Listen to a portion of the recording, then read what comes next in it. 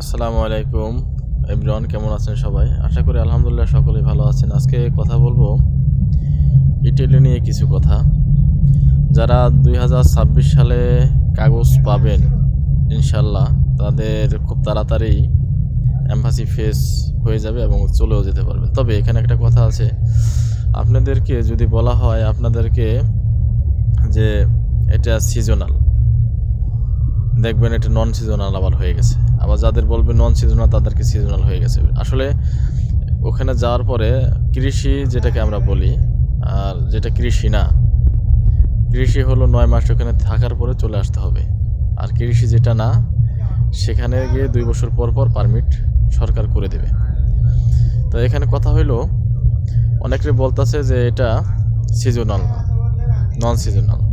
Non seasonal বিষয়টা বোঝায় মানে 2 বছর পর পরে আপনাকে কাগজ দিয়ে করে দেবে। সেটা মানে সরকার ওই দেশে আপনাকে যে পার্মানেন্টভাবে নিতেছে আর কি। তো এখানে সমস্যাটা হলো, ওখানে যাওয়ার পরে আপনি মালিকই খুঁজে পাবেন না। তারা এই বাংলাদেশে বেশিরভাগ দালাল চক্র যারা, তারা করে কি যে আপনাকে কোনো না কোনোভাবে কোনো মাধ্যম দিয়ে উকিলের সিস্টেম করে তারা টাকা খাওয়াইয়া বাংলাদেশ থেকে মানুষ ঠিকই তারা নিয়ে যায়। নিয়ে যাওয়ার পরে ওখানে যাওয়ার পরে তাকে আর চেনে না।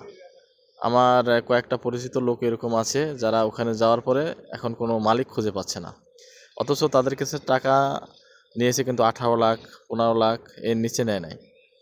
এখন এর টাকাও দিচ্ছে না, ফেরত দিচ্ছে না। আজ দিচ্ছি, কালকে দিচ্ছি, পরশু দিচ্ছি।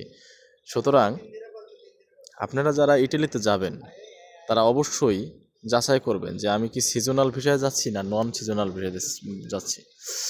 মানে ইটালির কাগজ পেয়ে একবারে খুশিতে আত্মহারা হয়ে যায় না, তাহলে আপনি কিন্তু ওখানে যায় বিপদে পড়বেন। আমার বেশ কিছু পরিচিত লোক এরকম হয়েছে যারা অনেক টাকা পয়সা খরচ করে সেখানে গিয়েছে, যাওয়ার পরে এখন তাদের ফিঙ্গার হচ্ছে না। তারা যার কাছে গেছে তাকে তো পাচ্ছেই না, এবং যার মাধ্যমে গেছে সেও তাদেরকে আর পাত্তা দিচ্ছে না, এবং টাকা তো ঠিকই সে আগে নিয়ে গেছে। এই একটা সমস্যা কিন্তু আছে। সিজনাল আর নন সিজনাল এটা আপনাদের বুঝতে হবে। সিজনাল কোনটা আর নন সিজনাল কোনটা। সিজনাল হলো 9 মাস যারা কাজ করে আবার দেশে রিটার্ন করবে, তারা হলো সিজনাল, মানে এক সিজন কাজ করবে ধরেন। আর নন সিজনাল হলো আপনার 2 বছর পর পর সরকার ওখানে আপনাকে পারমিট করে দিবে থাকার জন্য। এরপর ফিঙ্গার হয়ে গেলে 5 বছর পরে পিআর বা সিস্টেম হয়ে গেলে আপনি 10 বছর পর পাসপোর্ট, এরকম আস্তে আস্তে হয় আর কি। এরকম হয়ে গেলে সাধারণত ফেরত রিটার্ন আসা লাগে না, কিন্তু আপনার কথা আর কাজে মিল যদি রাখেন তাহলে আপনাকে ঠিকই 9 মাস পর রিটার্ন ব্যাক করা লাগবে। আর না হলে আপনাকে পলাইয়া কাজ করতে হবে, আবার কেস মামলা করতে হবে। সেটা যদি গ্রান্টেড হয় তাহলে আপনি কাগজ পাবেন, আর যদি সেটা গ্রান্টেড না হয় আদৌ আপনি কাগজ পাবেন না।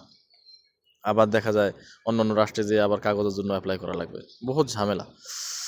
সুতরাং এই 2026 সালে যারা ইতালিতে যাবেন তারা অবশ্যই সিজনাল এবং নন সিজনাল দেখে যাবেন, মালিক আছে কিনা সেটাও দেখে যাবেন। কেমন, এটাই মূল বিষয় যে মালিক আছে কিনা। যদি মালিক থাকে 10 টাকা কম আর বেশি সে নিবে এবং আপনাকে সে সহযোগিতা করে আপনার কাগজটা সে করে দেবে।